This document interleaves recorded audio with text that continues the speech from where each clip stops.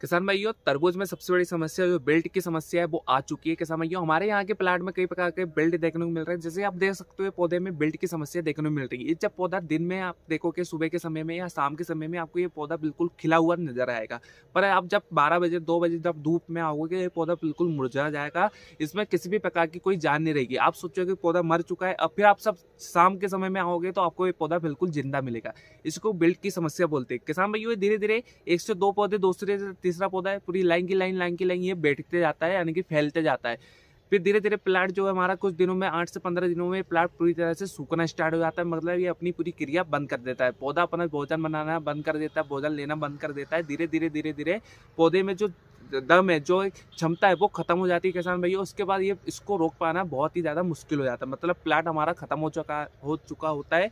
ये एक प्रकार से ये समझ लो ये कैंसर की बीमारी जो धीरे धीरे इंसान को खत्म करती है, उसी प्रकार से पौधे को खत्म कर देती है। इसके बाद हम इसका इलाज करना इम्पॉसिबल होता है। सबसे ज़्यादा अभी हम देख रहे हैं हमारे यहाँ पे किसान भाइयों, सबसे ज़्यादा बिल्ट की समस्या तरबूज में इस बार देखने को मिल रही है। यानी कि जहाँ पर आपका कभी बिल्ट आया हुआ है, यानी कि आपने कभी टमाटर की फसल है, मिर्च की फसल है, बैगन की फसल लगाई हुई है और उसके बाद आपने अगर तरबूज की फसल लगाई है तो वहाँ पे तो बिल्ट आ ही रहा है किसान भाइयों। और यहाँ पर अगर आपने नई जगह है, रेतीली जगह है या ऐसे कोई पानी वाली जगह जहाँ पे पानी आपका ठहरता है, वहाँ पे भी बिल्ट की समस्या देखने को मिल रही है। मतलब डंगरा हो या तरबूज हो, सबसे ज़्यादा हमें जो इस समय में देखने को मिल रहा है वो बिल्ट की समस्या है। अब बिल्ट के लिए किसी कंपनी ने कोई दवाई बनाई है, ना किसी प्रकार का कोई फंगीसाइड है जो बिल्ट में काम करता है, ना कोई कीटनाशक है जो बिल्ट में काम करता है। हम बिल्ट को हम किस प्रकार से रोकें किसान भाइयों?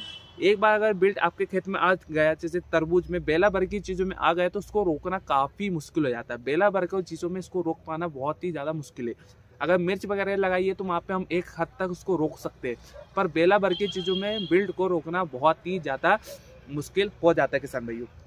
तो इसके लिए आपको प्रिवेंटिव में कुछ ऐसा इलाज करना पड़ेगा, या शुरुआती अवस्था में जहाँ पर आपको 2-4 पौधे अगर आपको दिख रहे हैं बिल्ड के, तो अगर वहाँ पे भी आप कुछ उपाय करते हो तो वहाँ पे भी आप इसको रोक सकते हो। और प्रिवेंटिव में अगर आपके अभी प्लांट में बिल्ड नहीं आया है तो वहाँ पे भी आप इसका उपाय जरूर कर ले किसान भाइयों, क्योंकि ये कभी भी बिल्ड आ सकता है।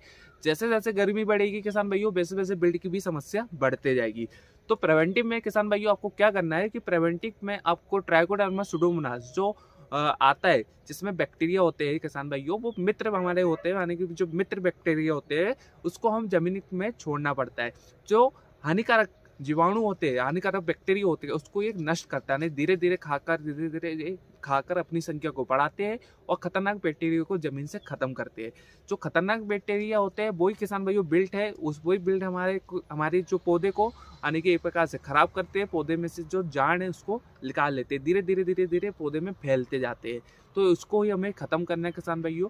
शुरुआती अवस्था में हम ट्राइकोडर्मा सुडोमोनास के माध्यम से रोक सकते हैं, पर ये जब रोग आ जाता है तो उसको ट्राइकोडर्मा सुडोमोनास से रोकना इम्पॉसिबल हो जाता है। मतलब फिर वहाँ पे ये भी काम नहीं करता क्योंकि रोग आ चुका है।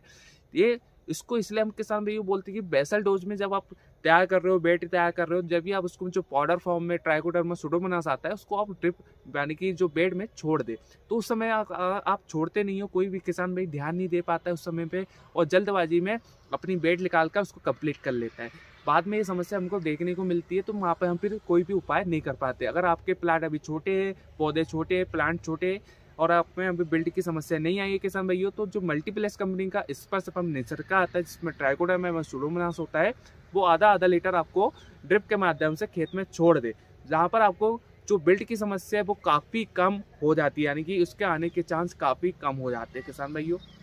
अगर आप में बिल्ड आ चुका है, बिल्ड की समस्या आपको देखने को मिल रही है, पौधे आपके मर रहे हैं, तो उसके बाद आप क्या करें, कौन सा इसका उपाय है? वैसे तो इसके लिए कोई भी ऐसी दवाई नहीं बनाई है किसान भाइयों कंपनी ने, ना कोई रासायनिक है, ना कोई मार्केट में इसके लिए कोई विशेष दवाई मिलती है कि भैया ये बिल्ड के लिए इसको ले आकर डाल दो, आपका जो बिल्ड है वो बिल्कुल खत्म हो जाएगा।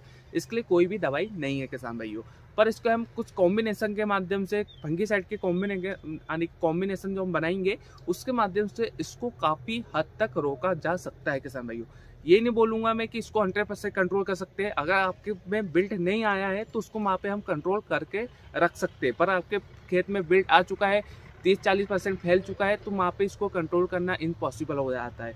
अगर आपके में 1% 2% है, कहीं कहीं पौधे दिख रहे हैं, तो वहाँ पे हम इसको काफ़ी हद तक कंट्रोल कर सकते हैं। तो हम कॉम्बिनेशन के बारे में थोड़ी सी बात कर ले। वीडियो पूरा जरूर देखें किसान भाइयों, ध्यान से देखें। अगर आपके खेत में बिल्ड नहीं भी आया है तो उसको जरूर देखें किसान भाइयों, क्योंकि कभी भी आपको ये जरूरत पड़ सकती है, कभी भी आपके खेत में कोई भी समस्या आ सकती है। तो वीडियो को और जो जानकारी है उसको लेता रहना चाहिए, तो जानकारी आपके लिए लाभदायक ही होती है। तो हमको क्या उपाय करना है किसान भाइयों, सबसे पहले हमको लेना है कोसाइट। कोसाइट हमको लेना है, जिसमें जो कंटेंट होता है किसान भाइयों वो होता है COC प्लस हाइड्रोक्लोराइड। मतलब जो हम कॉपर लेते हैं, कॉपर बोले तो जिसमें सिर्फ COC होता है, हमको दोनों चीज़ लेना है, COC भी लेना है, हाइड्रोक्लोराइड भी लेना है। तो हम लेंगे उसके लिए कोसाइट आधा किलो। इसमें हम मिलाएंगे जो M45 आता है, जिसमें मैनकोजेब होता है 75%, इसको लेंगे हम आधा किलो। साथ में हम लेंगे बैक्टीनाशक। बैक्टीनाशक के बारे में अगर आपको जानकारी नहीं है तो उसके बारे में थोड़ी सी जानकारी आप ले लीजिए कि बैक्टीनाशक भी आता है, जिसपे स्पेट्रोसाइक्लिन नाम का एक यानी कि केमिकल होता है, जो हमारे पौधे में जो बैक्टीरिया है, जो यानी कि हानिकारक जीवाणु है वगैरह को खत्म करता है। तो बैक्टीनाशक आपको लेना है किसान भैया, जो स्पेट्रोसाइक्लिन के नाम से भी आता है, बैक्टीनाशक के नाम से भी आता है, बहुत सारे नामों से मार्केट में उपलब्ध होता है। तो वो आपको लेना। अगर पाउच आप छोटे छोटे पाउच लेते हैं, पाउच में भी आता है 6 से 7 ग्राम के पाउच आता है, जिसमें आपका जो प्राइस होता है वो 40 से 45 रुपये का होता है। तो अगर वो वाले पाउच आप लेते हो तो उसको आपको 4 से 5 पाउच लेना है। अगर आपको एरिस कंपनी का प्लांटोमाइसिन के नाम से आता है जो 100 ग्राम का होता है, तो आपको 100 ग्राम वो लेना है। आपको तीनों चीज़ को 200 लीटर पानी में कॉम्बिनेशन बनाना है। 200 लीटर पानी में इसको बढ़िया घोल लीजिए। आधा किलो कोसाइट, आधा किलो M45, आधा 100 ग्राम आपको प्लांटोमाइसिन को घोल बनाना है। तीनों को कॉम्बिनेशन बना के किसान भैया विशेष तौर से ध्यान दें। अगर आपका प्लांट छोटा है, आपके प्लांट में अगर ड्रिंचिंग आप कर सकते हो तो उसको पहली प्राथमिकता हम ड्रिंचिंग की देंगे। आपको हर पौधे के पास में 50 ml ड्रिंचिंग करना है। 50 ml ड्रिंचिंग करने के बाद आपको क्या करना है, 10 से 15 मिनट आपको फिर पानी चलाना है, जिसके माध्यम से जो आपने फंगीसाइड आपने डाला है पौधे पर वो पूरी तरह से फैल जाए। मतलब ये बेटों में फैलना चाहिए। जब ये फैल जाएगा तो फिर वहाँ पर जितनी भी हानिकारक बैक्टीरिया है उसको ये ख़त्म कर देगा। इसका असर किसान भैया 10 से 15 दिनों तक आपको देखने को काफ़ी अच्छे मिलेंगे। उसके बाद आपको फिर क्या करना है, आपको लेना है फिर कॉपर लेना है, जिसमें COC होता है, यानी कि COC होता है। फिर आपको लेना है मैनकोजेब, वही M45। फिर आपको लेना है बैक्टीनाशक, और फिर 15 दिन के बाद आपको फिर छोड़ना है। ऐसा करके अगर आप 2 से 3 बार छोड़ोगे तो आपकी जो फसल है वो निकल कर तैयार हो जाएगी, हार्वेस्टिंग में आ जाएगी। तो उसके बाद अगर बिल्ड आता भी है तो आपको कोई समस्या देखने को नहीं मिलेगी किसान भाइयों। आपको ऐसा 2-3 बार करना है। इसके लिए क्योंकि कोई भी मार्केट में दवाई नहीं बनी हुई है, उसको इसी माध्यम से रोका जा सकता है। कुछ समय के लिए हम रोक सकते हैं किसान भाइयों, कॉपर के माध्यम से, M45 के माध्यम से कुछ समय के लिए इसको रोका जा सकता है, पर इसके लिए कोई विशेष ऐसी दवाई नहीं बनी है।